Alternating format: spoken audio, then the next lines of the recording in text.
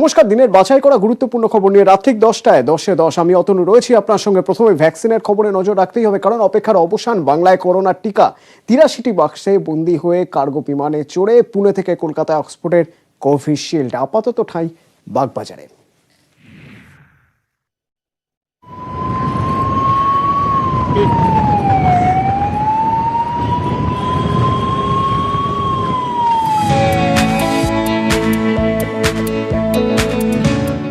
একেবারে VIP treatment বঙ্গে এলো বিশল্যকরণী।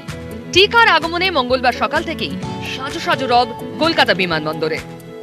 বাইরে পুলিশের গাড়ি, বিমানবন্দরের ভিতরে অপেক্ষায় বিশেষ ইনসিউলেটেড ভ্যান, সঙ্গে স্বাস্থ্য দফতরের কর্তারা এবং চিকিৎসকের দল।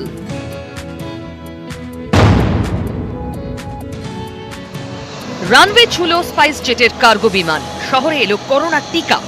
বিশেষ কার্গো বিমানে চড়ে পুনে থেকে কলকাতা এলো অক্সফোর্ডের কোভিশিল্ড। ভারতের সেরাম ইনস্টিটিউটের তৈরি এই টিকার 6,89,000 ডোজ আপাতত এলো এ রাজ্যে। শনিবার যা দেওয়া হবে স্বাস্থ্যকর্মীদের।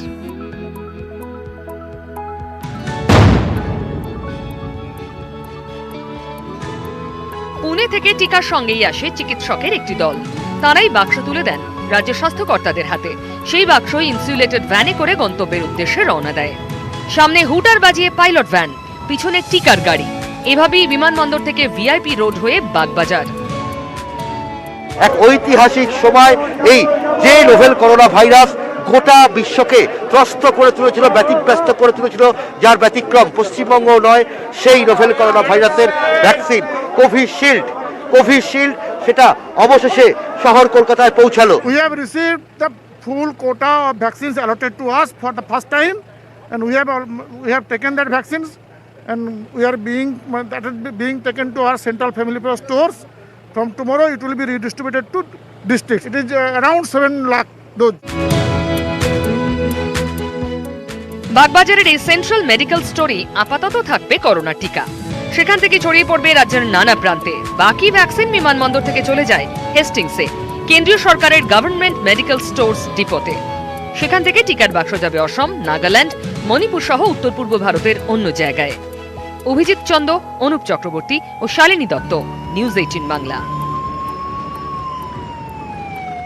আগামীকালের মধ্যে রাজ্যের সব জেলায় পৌঁছে যাবে করোনার টিকা। শনিবার প্রথম পর্যায়ে টিকা পেতে পারেন বাংলার 35,000 স্বাস্থ্যকর্মী এবং চিকিৎসক।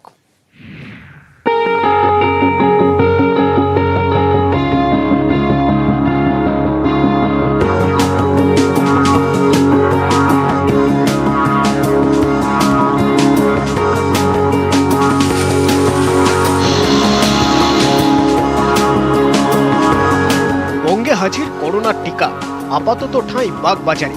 স্বাস্থ্য দপ্তর সূত্রে খবর, বুধবারের মধ্যেই তা পৌঁছে যাবে জেলায় জেলায়।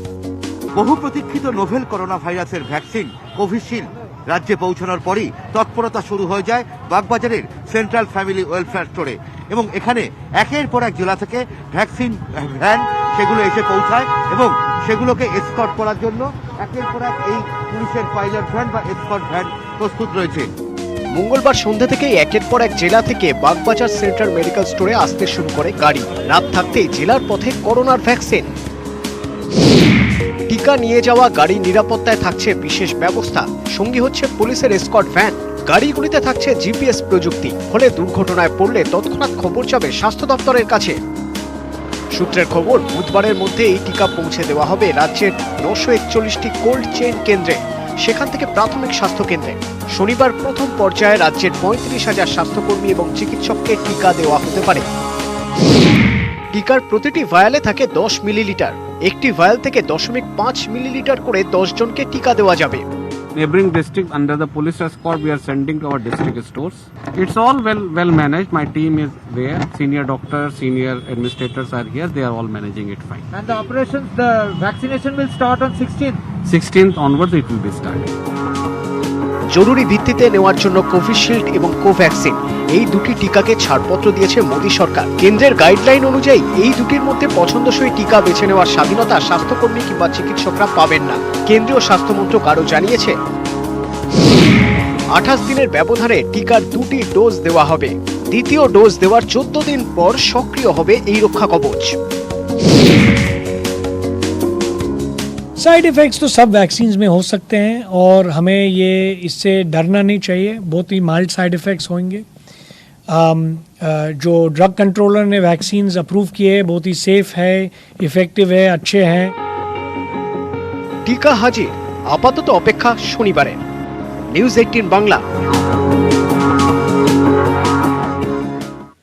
টিকাকরণের জন্য বেসরকারি হাসপাতালে যাতে টিকাকরণ করানো যায় সেরকম উদ্যোগ নেওয়া হচ্ছে, যার জন্য আগামীকাল বিকেলে স্বাস্থ্য ভবনে জরুরি বৈঠক, যেখানে বেসরকারি হাসপাতালের প্রতিনিধিদের সঙ্গে বৈঠক হবে স্বাস্থ্য দপ্তরের। এই বিষয়ে জানবো, অভিজিৎ চন্দ্র প্রতিনিধি আমাদের সঙ্গে এই মুহূর্তে রয়েছেন। অভিজিৎ, এই বৈঠকে মূলত কি ঠিক করা হবে, কি জন্য এই বৈঠক? অতনু, এটা অত্যন্ত গুরুত্বপূর্ণ বৈঠক এই কারণেই যে যেহেতু যে টিকাকরণের কর্মসূচি, করোনার টিকাকরণের কর্মসূচি আগামী শনিবার দিন থেকে শুরু হতে চলেছে গোটা রাজ্য জুড়ে, এবং সেখানে মূলত কিন্তু সরকারি হাসপাতাল, সরকারি স্বাস্থ্যকেন্দ্র সেই জায়গাগুলোতেই টিকাকরণ করা হবে। এবং সেক্ষেত্রেই ন্যাশনাল হেলথ মিশন বা জাতীয় স্বাস্থ্য মিশনের তরফ থেকে, যেটা রাজ্য স্বাস্থ্য দপ্তরের অন্তর্গত, এবং কেন্দ্রীয় স্বাস্থ্য মন্ত্রকেরও সেখানে অনেকটা পার্ট রয়েছে, এবং তারা যেটা সিদ্ধান্ত নিয়েছে যে রাজ্যের বিভিন্ন বেসরকারি হাসপাতাল এবং কর্পোরেট হাসপাতালগুলো, সেই হাসপাতালগুলোকে এটাতে এই টিকাকরণ কর্মসূচিতে ফিলান্থ্রপিক হয়েছে, অর্থাৎ স্বেচ্ছাসেবী মাধ্যমে তাদেরকে অংশগ্রহণ করানো। কারণ এই কর্পোরেট হাসপাতালগুলোতে এবং তার সঙ্গে যে বিভিন্ন বেসরকারি হাসপাতাল রয়েছে তাদের চিকিৎসক, নার্স, স্বাস্থ্যকর্মী সহ, এবং সেখানে যে সমস্ত রোগীরা আসেন, এবং পাশাপাশি বিভিন্ন কর্মীদেরকে দিয়ে, অর্থাৎ স্বাস্থ্য কর্মীদেরকে দিয়ে তারা যেন হেল্প করেন, সেই জন্যই এই জরুরি বৈঠক আগামীকাল বিকেল 4টের সময় সল্ট লেকের স্বাস্থ্য ভবনে অনুষ্ঠিত হবে। এবং এই বৈঠক থেকে কিন্তু অনেকগুলো নির্যাস বেরিয়ে আসতে পারে যে আগামী দিনে এই টিকাকরণ কর্মসূচিতে বেসরকারি স্বাস্থ্য পরিষেবার সঙ্গে যুক্ত ব্যক্তিরা তারা যেন যুক্ত হয়, সেই আবেদনই করা হবে। ধন্যবাদ অভিজিৎ।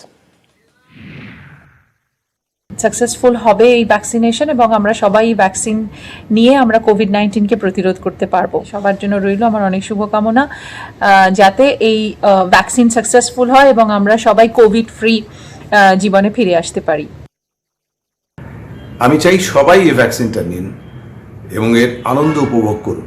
সমস্ত সিনেমা হল খুলে যাবে, সব জায়গায় আর সিটের এই ডিস্টেন্সিং থাকবে না, যাত্রা আবার শুরু হবে, আবার নাটক শুরু হবে, আবার বাসে ভিড় হবে, সবাই অফিস যেতে পারবে, স্কুল কলেজ খুলে যাবে, আনন্দই আনন্দ। একটু নিয়মকানুন মানি এবং তারপর ফাইনালি যখন অ্যান্টিবডি তৈরি হবে সবার মধ্যে, আমাদের 10 কোটি মানুষের মধ্যে, আশা করব যে আমরা সবাই করোনা মুক্ত হয়ে যাব। সেই দিনটার জন্য আমরা অপেক্ষা করব, আপনারা অপেক্ষা করুন। বিপদ কেটে গেছে, ভয়ঙ্কর বিপদ, আজ ভ্যাকসিন এসে গেছে আমাদের রাজ্যে। দিনের আরো একটি গুরুত্বপূর্ণ খবর, কৃষি আইন নিয়ে শীর্ষ আদালতের পর্যবেক্ষণ। 3 কৃষি আইন কার্যকরে স্থগিতাদেশ দিল শীর্ষ আদালত। সমাধান সূত্রের খোঁজে 4 সদস্যের কমিটি তৈরি করে দিল প্রধান বিচারপতির বেঞ্চ। 2 মাসে রিপোর্ট দেবে এই কমিটি। পরিবর্তে বকেয়া উসুল করা যাবে না, কৃষি জমি ক্রোক করা যাবে না। এরপরেই নির্দেশ প্রধান বিচারপতির বেঞ্চের। প্রধান বিচারপতি শরদ অরবিন্দ বোবদে বলেন, পরবর্তী নির্দেশ পর্যন্ত 3 কৃষি আইন কার্যকর করায় স্থগিতাদেশ দিচ্ছে আদালত। আলোচনার জন্য কমিটি তৈরি করে দিচ্ছেন তারা। কৃষকদের সঙ্গে আলোচনার জন্য 4 সদস্যের কমিটি তৈরি করে দিয়েছে শীর্ষ আদালত।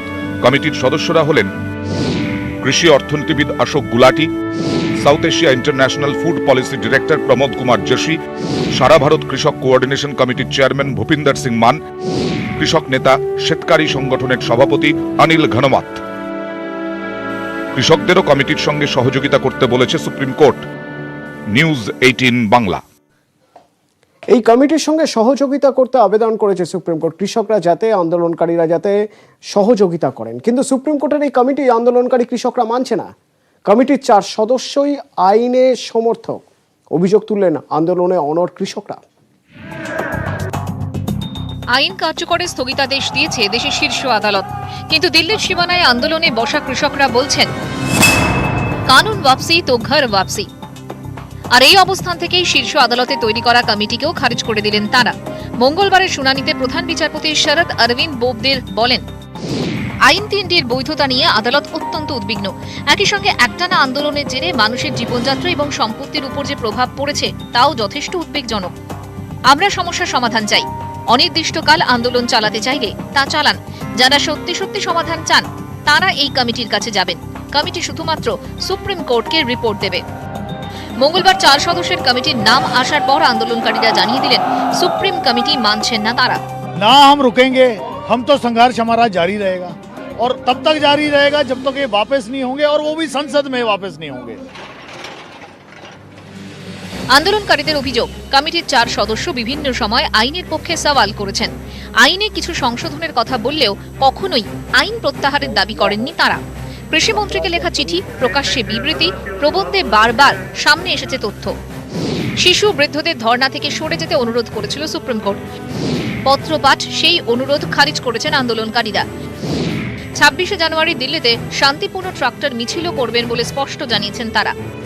তবে ট্রাক্টর মার্চ রুখতে কোমর বেঁধে নেমে পড়েছে কেন্দ্র। সুপ্রিম কোর্টের সওয়াল জবাবেও উঠেছে নিরাপত্তার প্রশ্ন। অ্যাটর্নি জেনারেল কে বেণুগোপাল আদালতে জানান, 26শে জানুয়ারি দিল্লিতে 1 লক্ষ মানুষের প্রবেশের কোনো প্রশ্নই নেই। প্রধান বিচারপতি বলেন, পুলিশকে নিয়ন্ত্রণ করতে হবে, কেউ সশস্ত্র কিনা বলতে হবে। সুপ্রিম কোর্টের এক প্রশ্নের উত্তরে অ্যাটর্নি জেনারেল বলেন, খালিস্তানিরা এই আন্দোলনে অনুপ্রবেশ করেছে।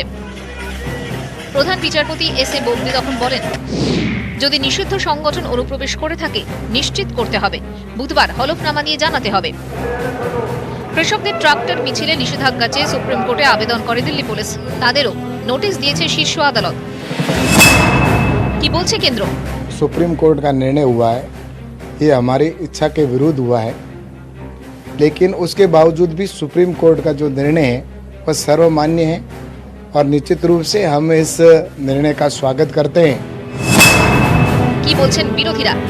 ये एक ही रास्ता है, इन कानूनों को हटाओ, चर्चाएं करो सभी स्टेक होल्डर से, और पार्लियामेंट की सत्र आ रही है, उस पार्लियामेंट की सत्र में ले आओ। এখন দেখার সুপ্রিম কোর্টের নির্দেশে এই কমিটি, সে কমিটির রূপরেখা কী হবে, সে কমিটি কি বলবে, সেখানে কৃষকদের মতামতকে গুরুত্ব দেওয়া হবে কিনা। কৃষকদের মতামতকে গুরুত্ব না দিলে তাহলে কিন্তু কৃষক আন্দোলন থামবে বলে আমার মনে হয়। 10 দিনের মধ্যে কমিটির প্রথম বৈঠক, শেষ পর্যন্ত অচলাবস্থা কাটবে কি? নিউজ 18 বাংলা। সেই গঙ্গাসাগর মেলার প্রস্তুতির একেবারে তুঙ্গে যে অসুস্থ একজন হয়ে পড়েছিলেন তীর্থযাত্রী, তাকে এয়ারলিফট করা হয়েছে, তাকে এয়ার অ্যাম্বুলেন্সে করে হাওড়ায় নিয়ে আসা হয়েছে। চূড়ান্ত নিরাপত্তা বলয় তৈরি হয়েছে। কাকদ্বীপের হারউড পয়েন্টে উপকূল থানার হালদার চকে ট্রাফিক কন্ট্রোল রুম খোলা হয়েছে। 44টি ভ্রাম্যমাণ মোটর বাইক রয়েছে, মোটর বাইক দল রয়েছে, 20টি আরটি ভ্যান রয়েছে। মেলা জুড়ে মোট 36টি watch tower. New normal Gangasagar মেলায় এবছর লট 8 থেকে কচুবেড়িয়া যাওয়ার আগে যেমন আমার বাদিকেই সাগর বন্ধু বলে একটি টিম রয়েছে, তারা সাধারণের উদ্দেশ্যে বার্তা দিচ্ছেন মাস্ক, স্যানিটাইজার অবশ্যই। পাশাপাশি প্রত্যেক কটি জেটিতে লাগানো হয়েছে স্যানিটাইজার টানেল, তার মধ্যে দিয়েই আসতে হচ্ছে যাত্রীদেরকে। পাশাপাশি প্রত্যেক কটি লঞ্চ এবং ভ্যাসেল সেখানে স্যানিটাইজ করার পরেই যাত্রীদেরকে বসানো হচ্ছে এবং লট 8 থেকে তারা রওনা দিচ্ছেন কচুবেড়িয়ার উদ্দেশ্যে। লট 8 থেকে ক্যামেরাম্যান চিরঞ্জিত রায়ের সঙ্গে অর্পণ মণ্ডল, বিশ্বজিৎ হালদার, নিউজ 18 বাংলা।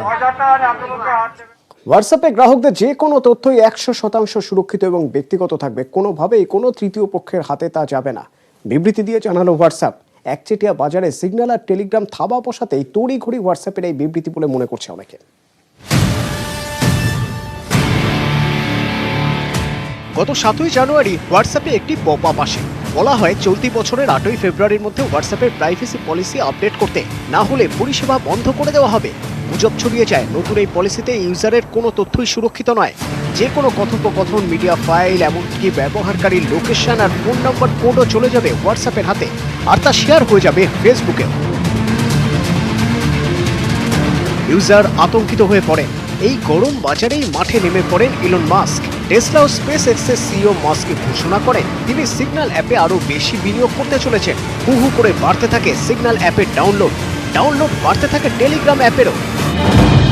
পরিসংখ্যান বলছে সিগন্যাল ডাউনলোড হয়েছে 12 লক্ষেরও বেশি, টেলিগ্রাম ডাউনলোড হয়েছে 17 লক্ষেরও বেশি। যেখানে জানুয়ারি মাসের প্রথম 7 দিনে অর্থাৎ প্রাইভেসি পলিসি আপডেট মেসেজ আসার আগে হোয়াটসঅ্যাপ ডাউনলোড সংখ্যা ছিল 1,05,00,000। প্রাইভেসি পলিসি আপডেটের মেসেজ আসার পরই তা কমে যায় প্রায় 11%। এরপরই গ্রাহকদের আশ্বস্ত করে হোয়াটসঅ্যাপ বিবৃতি দেয় তাদের প্রাইভেসি পলিসি নিয়ে যা রটেছে তা পুরোটাই গুজব, গ্রাহকদের যে কোনো তথ্যই 100% সুরক্ষিত থাকবে। বলে দেওয়া হয় হোয়াটসঅ্যাপ বা ফেসবুক কোনোভাবেই আপনার কোনো মেসেজ দেখতে পারবে না, কোনোভাবেই আপনার কোনো কল বা ভয়েস মেসেজ শুনতে পারবে না। কারা হোয়াটসঅ্যাপে কল বা মেসেজ করছেন কোনোভাবেই ট্র্যাক করতে পারবে না হোয়াটসঅ্যাপ বা ফেসবুক কোনোভাবেই ইউজারদের লোকেশন দেখতে পারবে না। ইউজারের কন্ট্যাক্ট লিস্টও কোনোভাবেই হোয়াটসঅ্যাপের হাতে যাবে না। এমনকি হোয়াটসঅ্যাপের গ্রুপের তথ্য গোপনীয়ই থাকবে। হোয়াটসঅ্যাপের এই আশ্বাসবাণীতে গ্রাহকরা কতটা আশ্বাস পেলেন তা অবশ্য সময় বলবে।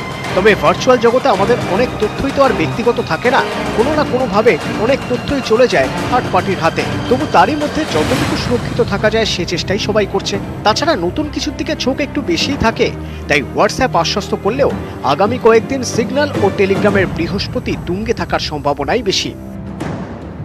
নিউজ 18 বাংলা।